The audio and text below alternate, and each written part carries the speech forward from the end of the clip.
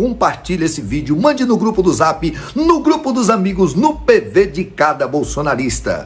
Você acha que uma pessoa seria condenada a 14 anos de prisão se ela só tivesse pichado a estátua da justiça de batom?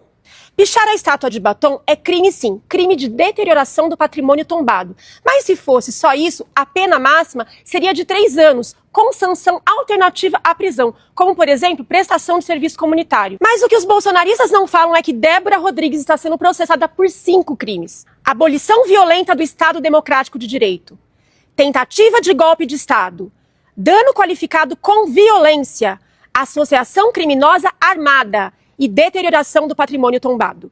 A investigação da Polícia Federal constatou, a partir de inúmeras provas, que ela estava consciente e organizada com um grupo armado desde as eleições de 2022. O 8 de janeiro não foi um piquenique, não foi um passeio no parque. Eles tinham como objetivo depor um presidente legitimamente eleito, usando de violência e pedindo a intervenção das Forças Armadas. Além disso, a defesa de Débora não quis fazer nenhum tipo de acordo, não contestou as provas, fez uma defesa puramente ideológica, dizendo que o STF é que não tinha competência para julgar.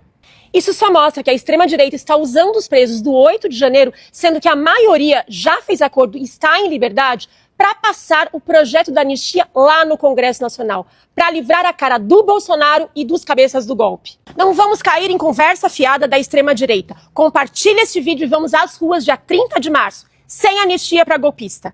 Mulher aqui, olha como é que ela tava lá no dia do golpe. Acabou a palhaçada, agora a gente só sai daqui de dentro com o exército. E intervenção militar é o que a gente pede, pronto. Não tem recuar, a gente não vai sair daqui palhaçada, agora a gente só sai daqui de dentro com o exército. E intervenção militar é o que a gente pede, pronto. Não tem recuar. É engraçado ver o Moro falar em misericórdia, né? Um desqualificado, fraquíssimo intelectualmente, realmente é um indigente intelectual, de direito ele não entende quase nada, ele tinha, na verdade, uma estrutura grande midiática tão somente. Essas penas, é bom que se diga, elas estão altas, claro que estão altas. Agora, é óbvio que essa senhora não foi condenada porque escreveu com um batom numa escultura do Sesquiate. De extremo mau gosto você pintar o Sesquiate dessa forma, mas é claro que não foi por isso. É como o Chico disse, ela era uma das mais assíduas na frente Isso consta do voto do ministro Alexandre, da frente dos quartéis. Ela participava de toda a trama golpista e ela está condenada por 5 crimes específicos. Ela foi condenada, e aí é muito importante. Eu até estou escrevendo um artigo, Gabi, que vai sair a quinta-feira, que é Não Esqueça o Batom. Porque você imagina o seguinte, você sai você arruma uma briga, você mata alguém, você faz a confusão, você pega o batom e escreve alguma coisa e as pessoas vão dizer, não, pera lá, está sendo condenado porque escreveu com o batom. Então, o meu artigo vai ter esse título, Não Esqueça o Batom. Porque, veja bem, isso é uma coisa que a gente tem que pensar. As penas são altas? Obviamente as penas são altas. Você pega um homicídio simples, dá 6 anos, se não tiver nenhuma qualificadora. Mas por que as penas são altas? Eu já expliquei isso, inclusive por escrito. As pessoas não têm obrigação de ter formação jurídica. Eu tenho, porque eu sou advogado criminal. No Brasil você tem as penas mínimas e as penas máximas. Se você condenar, o Supremo só tinha 2 opções. Ou condenava ou absolvia. O Ministério Público Federal fez a opção de denunciar por 5 crimes. Condenando nos 5 crimes, e não havia como não condenar nos 5 crimes, do meu ponto de vista, estava comprovado absolutamente a ocorrência dos 5 crimes. Se você der a pena mínima, ao final você tem que somar as penas. Por isso dá 14 anos, por isso dá 12 anos. Tem até um raciocínio no princípio da construção, que o ministro Barroso e o ministro André usaram, que aí tem uma decisão jurídica, que são 2 crimes que têm uma semelhança grande e poderia ser apenas um deles, o pena mais alta.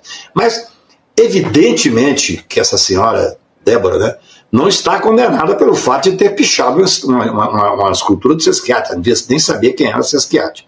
Aquilo ali, na verdade, é o que a extrema-direita está tendo a pachorra de usar de uma forma atrevida para tentar, o quê? Desmoralizar o Supremo, faltando um dia para começar o julgamento do Bolsonaro.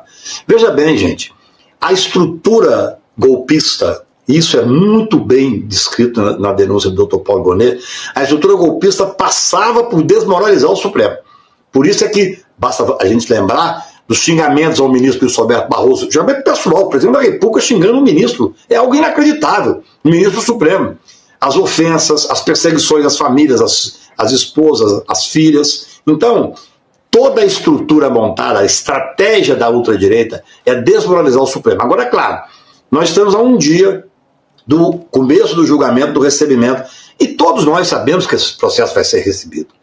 Então, a denúncia recebida, as pessoas viram réus, aí você tem uma série de pequenas consequências, mas a principal consequência é que esse processo vai começar a ter instrução provavelmente na quinta-feira. Na quinta-feira é muito engraçado você ver as pessoas reclamando da agilidade. No Brasil sempre se reclamou que demorava muito a justiça. Aí quando o Supremo Tribunal, que olha, aqui entre nós, é bom que julgue logo, eu acho que até setembro esse processo já pode estar terminado, é bom que julgue logo, porque o Brasil tem que mudar a página. O Supremo Tribunal tem questões gravíssimas para serem enfrentadas. Não dá para você ficar julgando apenas um processo criminal. Já tem mais de 500, 400 e tantos condenados. Então, eu penso que esse julgamento vai se dar de forma rápida. Amanhã nós vamos... Gente, o mais importante é que todos os direitos estão sendo preservados. Amanhã vai ser um julgamento real, como tem que ser. Não dá para julgar um caso desse virtualmente. Eu até já disse para vocês, eu preferia que fosse no plenário. Todo o julgamento deveria ser no plenário. Só que em 18 de dezembro de 2023, houve uma mudança do regimento. O regimento do Supremo tem força de lei e determinou que os processos seriam julgados pelas turmas. Porque, veja bem, a turma ela não é menor do que o plenário. O Supremo Tribunal é um só. O ministro Gilmar, inclusive, escreve isso no voto específico da Zambelli.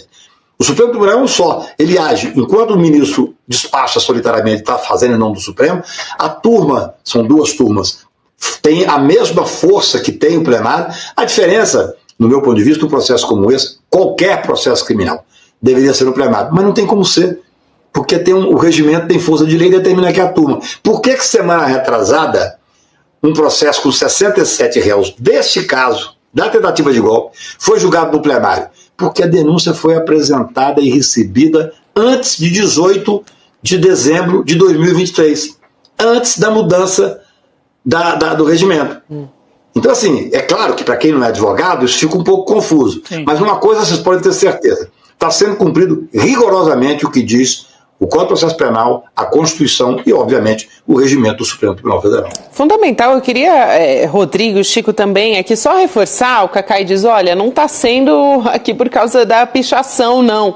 A PGR acusou essa mulher dos seguintes crimes, a gente tem aqui, tentativa de abolição violenta do Estado Democrático de Direito, golpe de Estado, associação criminosa armada, dano qualificado e deterioração de patrimônio tombado. Gilberto Molina representou as famílias dos desaparecidos políticos na solenidade. Os restos mortais do irmão dele, Flávio Carvalho Molina, estavam na Vala de Perus e foram identificados em 2005, mais de 3 décadas depois da morte de Flávio sob tortura aos 24 anos no DOI-CODE em São Paulo. Minha família passou por quase 50 anos por um velório, eu chamo de velório porque era frequente isso daí, essa busca, essa angústia, essa expectativa e decepções, né? Os familiares que hoje ainda têm essa pendência estão com um período de velório assim, muito maior. Então eu espero que agora a gente consiga realmente atender a todos os familiares. A vala clandestina de Perus fica aqui no cemitério Dom Bosco, na zona norte de São Paulo, onde há quase 30 anos foi erguido esse memorial. Na década de 1970, em plena ditadura, a Comissão de Familiares de Desaparecidos Políticos já denunciava a existência de um cemitério clandestino na capital paulista. Mas só em 1990, com o fim do regime militar, que a vala de Perus foi finalmente descoberta. Foi o repórter Caco Barcelos que denunciou esse caso pela primeira vez. O mistério começou a acabar às 10 horas da manhã de hoje, quando a prefeitura determinou a abertura da vala. Em poucos minutos de escavação, os funcionários comprovaram a antiga suspeita. Veja só, encontraram a primeira ossada dentro de um saco de plástico. Mais de 1.000 ossadas foram recolhidas. Os corpos de opositores da ditadura foram enterrados aqui junto a restos mortais de indigentes. Ao longo dos anos, familiares de vítimas do regime militar denunciaram o abandono desse material e a lentidão do processo de identificação. Até hoje, apenas 5 pessoas foram identificadas. A ministra dos Direitos Humanos se comprometeu a retomar e agilizar esse trabalho. Uma espera que não terminou para a família do ex-deputado Rubens Paiva, assassinado pela ditadura.